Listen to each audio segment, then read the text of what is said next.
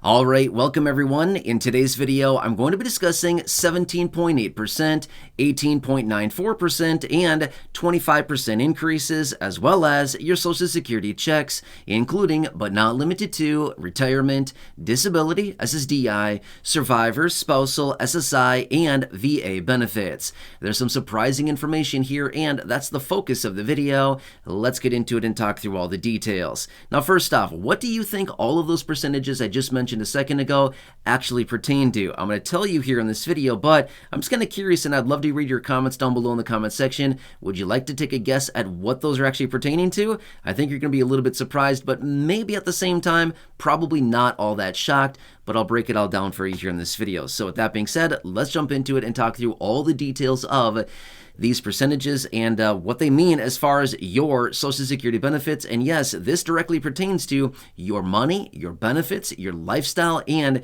the amount of money you're getting deposited on a monthly basis right there into your bank account. So again, let's talk through the details. However, really fast before we do, can I ask a huge favor of you? If you have not done so yet, or if you're new here, please make sure to subscribe to the channel right down below the video. It's totally free to do so. There's a big subscribe button down there. Make sure to hit that if you have not done so. And again, feel free to share this video with your friends on social media as well. There's a share button right down below. But I'm here for you every single day, doing the research, watching the headlines, advocating your behalf, answering your questions, doing whatever I possibly can to help you out right now. I know it's a rough time financially, and I know low income and fixed income need a whole lot more money right now. I get it. The last couple years have been really tough. Anyway, I'm here for you. Again, thank you so much for joining me. Please subscribe down below if you haven't done so yet, or if you're new here, thank you so much for joining me. Thanks for watching. Really do appreciate it. And let's talk through the details of these three percentages I just mentioned: 17.8%, 18.94%, and 25%, and what it means for you, your money, your benefits, your lifestyle, and again, the money you're getting deposited every single month as a result of your fixed income benefit. All right, so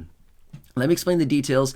I'm going to walk through these percentages one at a time here. We'll start from the lower numbers and we'll work our way up all the way to that 25%. All right, so 17.8%. Now again, keep these numbers in mind as I talk through them, okay?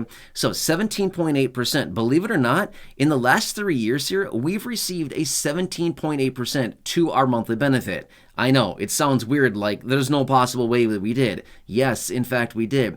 Run the math if you'd like to double check it, but this year, 2024, we got a 3.2% raise as a result of the COLA. Last year, we got 8.7%, again, because of massive inflation. The year before that, 2022, we got 5.9%. Just these 3 years alone, we got 17.8% of a raise. It certainly doesn't feel like it, does it? Right.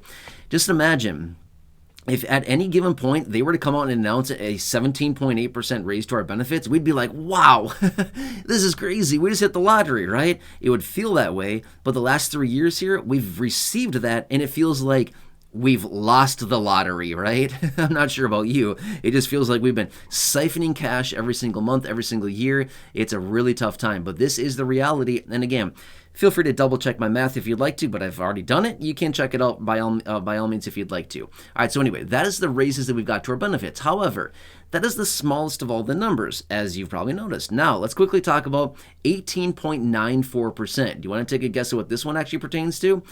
This is collectively, across the board, the last 3 years. Well, it's actually more than 3 years, to be fair, starting in early 2021 until present time right now. So more than 3 years. Guess what that 18.94% pertains to? This is the average price increase on goods and services. Now again, this is the average. Again, some things are up 3%, some things are up 5%, some things are up 30%, some items are up more than that, and some are, a lot of them are right in the middle there, okay?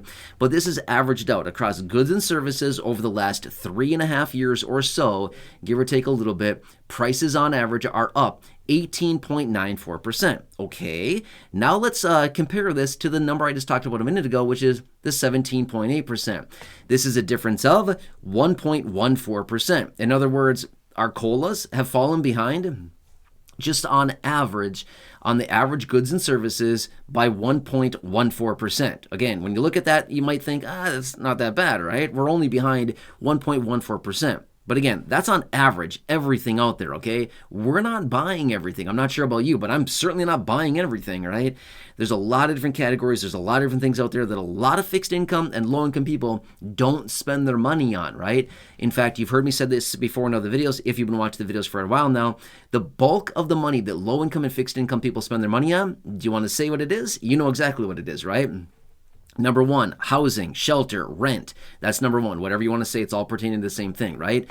Number two, utilities, transportation. Okay, these are the next ones that fixed income spend their money on. Number three is food. Number four, healthcare. Okay, that is the four categories in which the low income and fixed income spend like a huge percentage, if not virtually all, like every last penny of their money every single month goes to these couple categories here, okay? We know that, okay? A lot of low-income and fixed-income people are not out there booking hotels and buying used cars and, rental cars and airline tickets and, event tickets and stuff like this. A lot of low-income people are not spending money on those things, but rather they're spending on those categories I just mentioned, okay? So anyway, the 18.94% is the average of prices that have gone up just in the last 3.5 years or so, okay? All right, so next, let's quickly talk about 25%, the biggest of all the numbers that I'm talking about here in this video. What does this pertain to? Food prices. Believe it or not, in the last 3.5 years, food prices have gone up, on average, 25% across the board. That is absolutely nuts, okay? Let me tell you this much as well. On average, food inflation is about 2% a year. If you don't believe that, go back and look at your COLA raises for your SNAP benefits over the last, call it, 10, 15 years or so. Historically, the COLA raise on SNAP benefits is very, very minimal because usually food does not go up very much in price. Usually about 2% is about the average of food price increases historically over long periods of time. In the last 3.5 years, we've seen food prices go up 25%, again, on average. Now, obviously, some items are up more than that, some are up a lot less than that, but that is the average according to some reports out there. That is nuts, right? And again, like I said a minute ago, or a couple minutes ago, whatever, low income and fixed income, where are they spending the bulk of their money? Again, rent, shelter, food, utilities, transportation, healthcare is where the bulk of the money goes, right? So again, this is a tough situation. And again, how many people are out there buying food on a weekly or monthly basis? Pretty much everybody, okay? So this is one of those things that is literally impacting every single person all across the country. Now, let's just say that we were talking about a 25% increase on airline tickets. Would we care? No, I'm not sure about you, but I wouldn't care one bit if that happened, right? Why wouldn't we care that much? Well, are low income and fixed income buying airline tickets every week, every month, or every year? Probably not. Maybe like if you're very, very lucky, maybe once a year you're booking a flight somewhere. Probably not, though. I'm just saying, okay? Probably not the case for most people who are low income or fixed income. So if prices went up 25% on airfare, who cares? I mean, seriously, it doesn't really matter, right? It's not one of these staple items. And it's one of these things as well, it's a discretionary. We don't really need to buy airline tickets for the most part. I mean, maybe some people do it like it's a necessity to get somewhere for medical or something like that, or, to see family or something very, very important. But other than that, most people don't really need to buy airline tickets. It's more discretionary. In other words, it's unnecessary. They don't need to do it, right? But food, this is... Last time I checked, it's kind of a necessity, right? I mean, unless you're out like roaming around the land or something, I mean, I don't oppose that either. If that's what you want to do, then by all means, go for it. That's awesome. Do it. But again, most of us, we're getting our supplies and our resources from the local grocery store, right? So anyway, these are the numbers I want to share with you really quickly. Now, let's run the math really quickly on this one. Okay, so food prices are up 25% on average across the board in the last 3.5 years. Meanwhile, your COLA raise is up 17.8%. Okay, so what's the math on that? That's a difference of, if my math is correct, 7.2%. That is the difference, is that we've fallen behind, okay? Now, in that case, that's a lot. That's way too much to be behind here in this case when it comes down to it. And again, just read the comments down below. I guarantee you'll see comments on this video.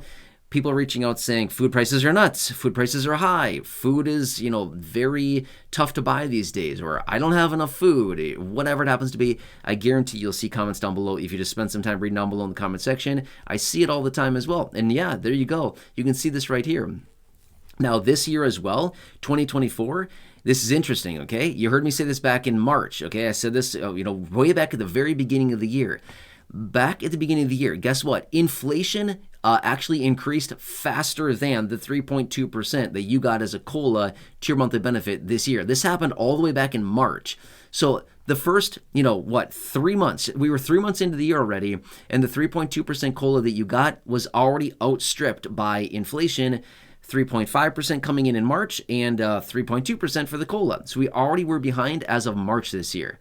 Nuts, right? Anyway, I just like to bring this information to your attention so you can see what's really going on and the percentages as far as raises to benefits, average inflation, as well as food inflation, things that people are buying right now. So I don't know.